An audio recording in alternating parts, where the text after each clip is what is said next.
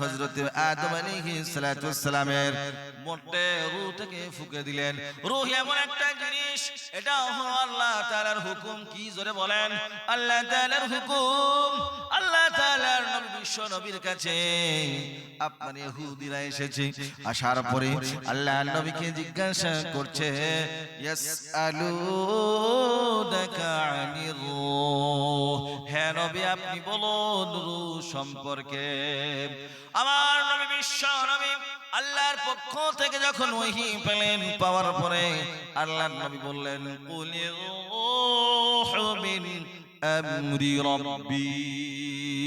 রূহ এমন একটা জিনিস, আত্মা এবং প্রাণ এমন একটা জিনিস যেটা ভিতরের মধ্যে থাকে। আর যেটা ভিতরের মধ্যে থাকে যতদিন পর্যন্ত মানুষের ভিতরে থাকে ততদিন পর্যন্ত মানুষ বেঁচে থাকে।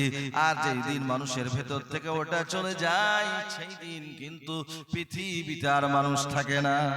বলেন থাকে? এটা কার হুকুম? আল্লাহর হুকুম। পৃথিবীতে কত বড় বড় বিজ্ঞানীরা আসলো, কত বড় বড় পণ্ডিতরা আসলো, এখনো পর্যন্ত রূহ কালো না সাদা না নীল এখনো পর্যন্ত আবিষ্কার করতে পারে নাই। বিগত সময়ে পারেনি, এখন কি পারছে? আগামীতে কি পারবে?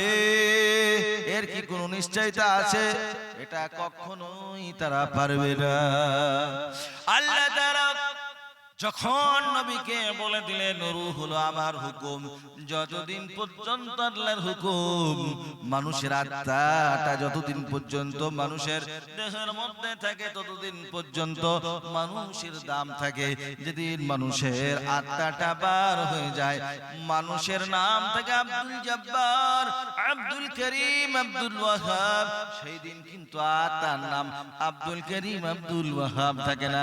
সেই দিন তার নাম লাশ হয়ে যায়, লাশ হয়ে যায়। আর মানুষ সেই দিন 2 দিন হয়তো মিছামিছি কাঁদাকাঁদি করে, তারপরে 2 দিন পরে মানুষ তাকে ভুলে যায় আর তার নামটা লাশ হয়ে যায়। কথা ঠিক কিনা?